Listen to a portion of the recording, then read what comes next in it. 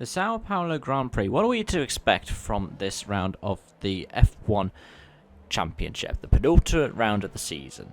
For some, it would probably be the kind of more traditional finale, but, well, it's a final sprint round, so it's a final kind of something for the season.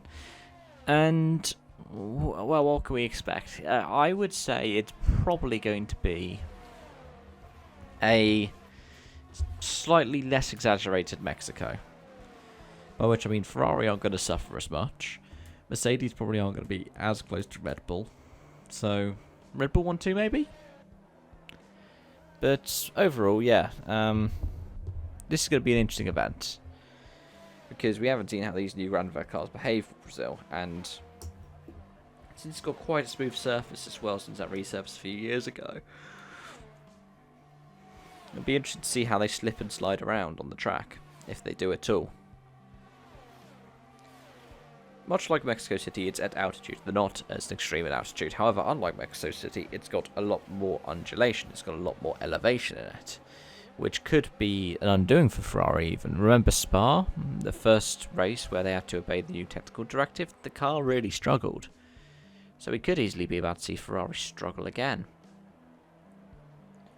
But we don't really know for sure.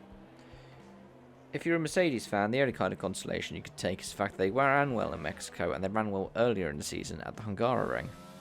And since both of those were, a mix of altitude and elevation, that could bode well. The only issue is it's close to a medium to high speed track.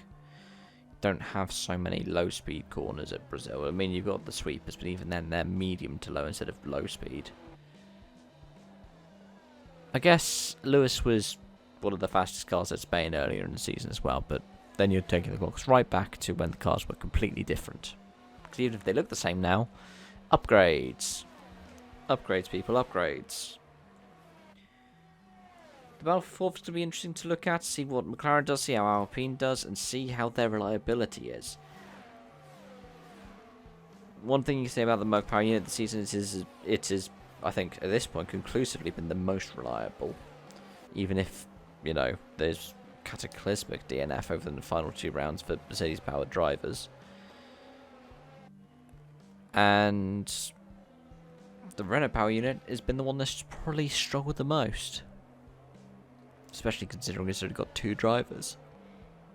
I think there have been more Power Unit-related retirements from parts provided by Renault this season, or as many, maybe, as Mercedes Power Unit.